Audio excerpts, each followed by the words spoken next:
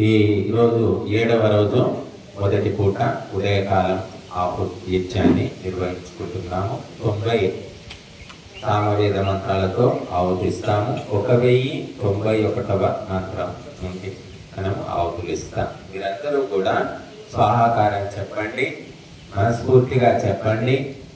ఏదో వంతుకు వచ్చింది తప్పదురా అన్నట్టు కాకుండా కంప్లీట్ డెడికేషన్, పరిపూర్ణమైన అంకిత భావంతో శ్రద్ధతో ఆహుతి సమర్పించండి. అలాగే స్వాహాకారం కూడా చెప్పండి. స్వాహాకారము, ఓంకారం ఈ రెండు పరమాత్మ యొక్క నామములు అని బ్రాహ్మణ గ్రంథాలు చెప్తూ ఉన్నాయి. బట్ మీరు ఓం అన్న స్వాహ అన్న భగవంతుని స్మరించినట్టే. కాబట్టి భగవంతునికి ఇష్టమైన శబ్దము స్వాహాకారం. ఎందుకంటే స్వాహ అంటే సమర్పణము, త్యాగము, దానము, ఎన్నో అర్థాలు ఉన్నాయి. కాబట్టి అటువంటి భావనలు మనం పెంపొందించుకోవాలి. అందుకోసమే ఈ కార్యక్రమం మనం చేస్తున్నాము. ఇప్పుడు మరి సామవేద మంత్రాలు. ఓం దీర్ఘం శంకుశం యథా శక్తిం బిభర్షిమంతు మహా పూర్వేణామఘవన్ పదావయామజో యథాయమః దేవీ జనిత్ర్యజీజనత్ భద్రా జనిత్ర్యజీజన స్వాహా. ఓం అవస్మాదుర్హుణాయ దోమత్తస్య తనుః స్థిరం అధస్పదం తమీకృధి దో అస్మాభిదాసతి దేవీ జనిత్ర్యజీజనత్ భద్రా జనిత్ర్యజీజన స్వాహా. ఓం పరిస్వానో గిరిష్ఠాః పవిత్రే సోమో అక్షరత్ మదేషు సర్వధాసి స్వాహా. ఓం త్వం విప్రస్త్వం కవిర్మధు ప్రజాతమంధసః మదేషు సర్వధాసి స్వాహా. ఓం త్వే విశ్వే సజోషసో దేవాస పీతిమాశత మదేషు సర్వధాసి స్వాహా. ఓం సాసున్వేయో వసూనామ్యో రాయామానేతాయ ఇడానాం సోమో యః సుషితీనాం స్వాహా. ఓం యస్య త ఇంద్ర పివాద్యస్య మరుతో యస్య వార్యమణాభగః ఆయేన మిత్రా వరుణా కరామహయేంద్రమవసేమహే స్వాహా. ఓం తం వః సఖాయో మదాయ పురాణమభిగాయత శిశుం న హవ్యైః స్వయం న ఘోర్తిభిః స్వాహా. ఓం సంవత్స ఇవ మాతృభిర్నుర్హిన్వాణో అజ్యతే దేవాభిర్మరో మతిభిః పరిశ్రుతః స్వాహా. ఓం అయం దక్షాయ సాధనోయం శర్ధాయ వీతయే అయం దేవేభ్యో మధుమత్తరః సుతః స్వాహా. ఓం సోమాః భవంత ఇంద్రవోస్మభ్యం గాతు విత్తమాః మిత్రాః స్వానాః ఏకసః స్వాధ్యః సర్విదః స్వాహా. మిగతా వాళ్ళు కూడా స్వాహ నవ్వచ్చు. కేవలం ఇక్కడ కూర్చున్న వాళ్ళే అని కాదు, యజ్ఞంలో ఎవరైనా సరే ఆహుతి ఇవ్వని వాళ్ళు కూడా స్వాహాకారం చెప్పవచ్చు. ఓం భూతాసో విభశ్చితః సోమాసో రథ్యాశిరః సూరాసో నక్షతాసో జిగత్నవో ధ్రువాఘృతే స్వాహా. ఓం సుష్వానాసో వ్యద్రిభిశ్చితానాగోరధిద్వసి ఈశమస్మభ్యమభితః సమస్వరన్ వసువిదః స్వాహా. ఓం మయాపవాపవస్యైనావసోని మాంచత్వ ఇందో సరసి పరధన్వా రత్నశ్చిద్యస్య వాతో న జ్యోతిం పురుమేధాశ్చిత్తకవే నరంధా స్వాహా. ఓం ఉతనయేనాపవయావపస్వాధిశ్రుతే वैश्रवायस्य तीर्थे सहस्रानैवृतो वसोनि वृक्षं न पक्वं धूनवत्रणाय स्वाहा ॐ महीनेयस्य वृषणामशोषे मांशत्वे वा पृशने वावधत्रे अस्वापयन्निकुतः स्नेहयच्छाभामित्रामपाचितो अजेतः स्वाहा ॐ अग्ने त्वन्नो अन्तमभूतत्राता शिवो भुवो वरुध्यः स्वाहा ॐ वसुरग्निर्वशुश्रवाच्छानक्ष्यद्युमत्तमोरयिम्लाः स्वाहा शोचिष्ठदीदिवः सुम्नाय नो नमीमहे सखिभ्यः स्वाहा ॐ इमानुकं भुवनासीष देवेन्द्रश्च विश्वे च देवाः स्वाहा ॐ यज्ञं च संस्तन्वं च पदां चादित्यैरिन्द्रसहसीष धातु स्वाहा ैरिन्द्रहरणो मरुद्भिरस्मभ्यं भेषजाकर स्वाहा ॐ प्रव इन्द्राय वृत्रहन्तमाय विप्राय गाधं गायतयं जुजोषते स्वाहा ॐ अर्च्यं चक्रं मरुतः सर्वा आस्कोभति श्रुतो युवास इन्द्रः प्रक्षे मधुमति क्षियन्तः पुष्ये मरयिं भीमहेत इन्द्रः स्वाहा ॐ प्राव्यमुशनेव प्रुवाणो देवो देवानां जनिमा विभक्ति महिप्रदाशिबन्धो पावकः पदावराहो अभ्येतिरेवन् स्वाहा शास्त्रफलावग्नुमच्छामादस्तं वृषगणा अयासुः अङ्गोषिणं पवमानं सखायो दुर्मर्षं बाणं प्रवदन्ति साकं स्वाहा ॐ सयोधतायुर्गायस्य ज्योतिं वृथा क्रीडन्तं हिमतेन गावः परीनसं कृणुते दिग्मशृङ्गो दिवा हरिद्रशोषे नक्तमृजः स्वाहा ॐ प्रस्वानासो रथा इवार्वन्तो न शरमस्य वः सोमासो राये अक्रमो स्वाहा ॐ हिन्वानासो रथा इव दधन्विरेगभस्योः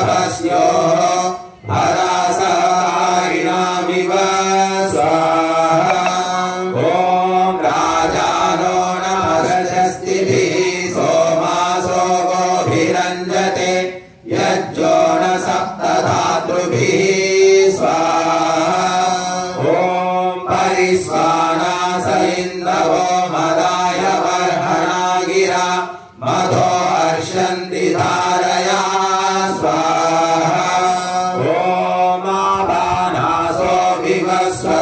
चिन्वन्त उषसो भगं सूराण्वं वितन्वते स्वाहा ॐ अपद्वारामतीनां रत्नारुन्वन्ति कारवः वृष्णो हरसायवः स्वाहा ॐ समीचीना साशता होतारः सप्तदानयः पदमेकस्य पित्रतः स्वाहा ॐ नाभानाभिं नादरे चक्षुषा सूर्यं दृशे कवेरपत्यमादुहे स्वाहा ॐ अभिप्रियं दिवस्पदामध्वर्युभिर्गुहाहितं सूरा पश्यति चक्षसा स्वाहा ॐ अस्रुग्रमिन्दवहावधा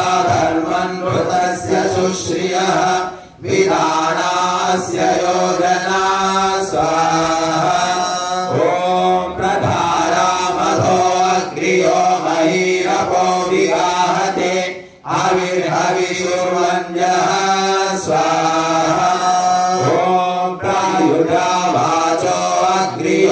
वरुषो अधिक्रदन्वने सत्माभिसत्योऽध्वरः स्वाहा ॐ परियत्काव्या कविर्बृह्ना पुराणो वर्षति स्वर्वादीसि शासति स्वाहा ॐ पवमानोऽभिस्पृभो विशो राजेव सीदति यदि वृण्वन्ति वेधसः स्वाहा ॐ अव्यावारे परिप्रियो हरिर्वनेषु सीदति देवो मनुष्यते मती स्वाहा ॐ सवायुमिन्द्रमश्विना साकं मदेन गच्छति तनायो अस्य धर्मणा स्वाहा ॐ मामित्रे वरुणे भगे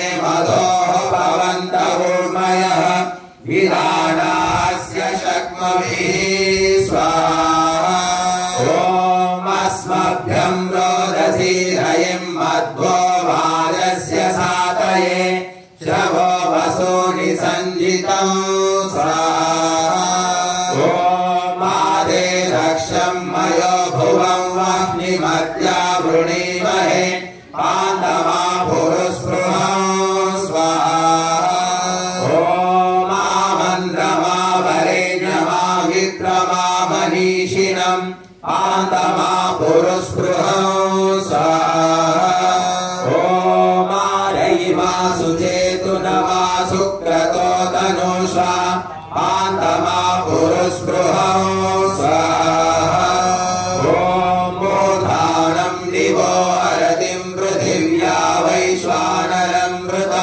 मृताजातमग्निं कविं सम्राजमतिथिं जनानामासन्नः पात्रं जनयन्त देवाः स्वाहा ॐ त्वां विश्वे अमृतजायमानं शिशुं देवाभिसंनवन्ते तव क्रतुभिरमृतत्वमायन् वैश्वानर यत्पित्रोरधिदेहे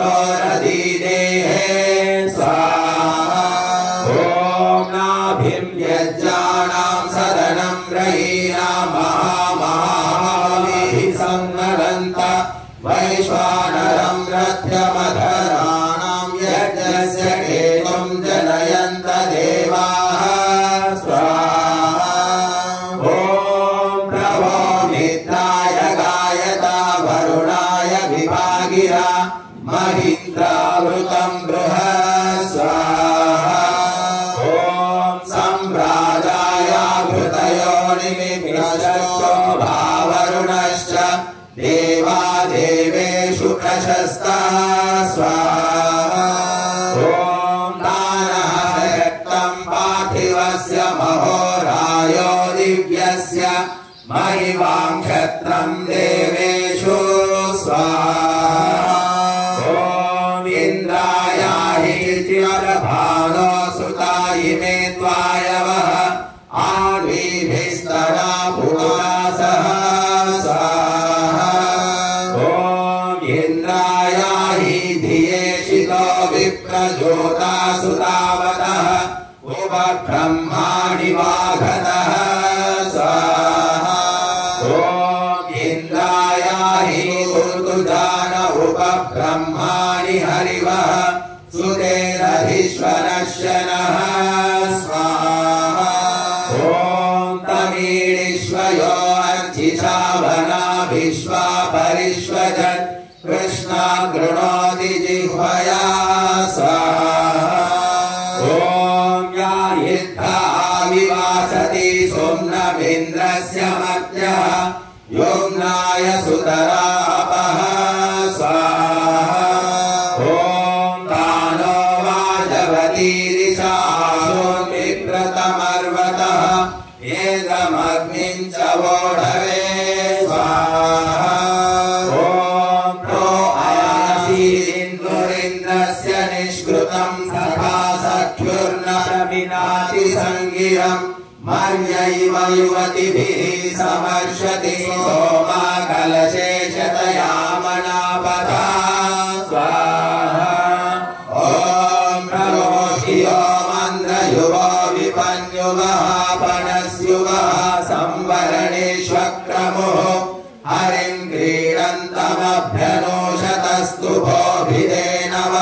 पयसेदशिश्रुयो स्वाहा ॐ मानसोमसंयतं बिभ्युषीमिषमिन्दोपवस्व भवानभूर्मिना यानो दोहते द्रिरहन्न सशुषीषुमद्वाजवन्मधुमत्सु वीर्यं स्वाहा ॐ नगिषं कर्मणा न सद्यश्चकार सदा वृथम् इन्द्रं न यज्ञैर्विश्वगोर्तमृभ्रसमधुष्टं धृष्णुमोजसा स्वाहा ॐ आषाढमुग्रं वृतनासु सासहिं यस्मिन्महीरुरुज्रयः सन्धेन भोजायमाने अनो न भुर्यावः क्षामीरनो न वुः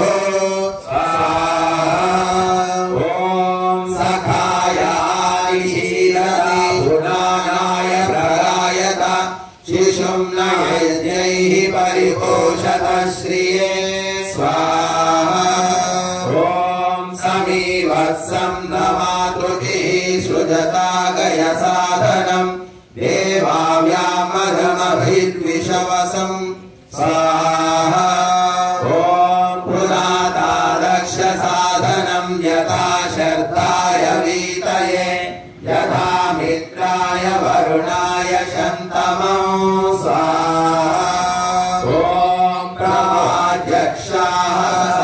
सहस्रधारस्थिरः पवित्रं विवारमव्यं स्वाहा ॐ साध्यक्षाः सहस्ररेता अद्भिर्मृजानो गोभिः श्रीनानः स्वाहा ॐ प्रसोमयाहीन्द्रस्य कुक्षामृभिर्येवानो अत्रिभिः सुतः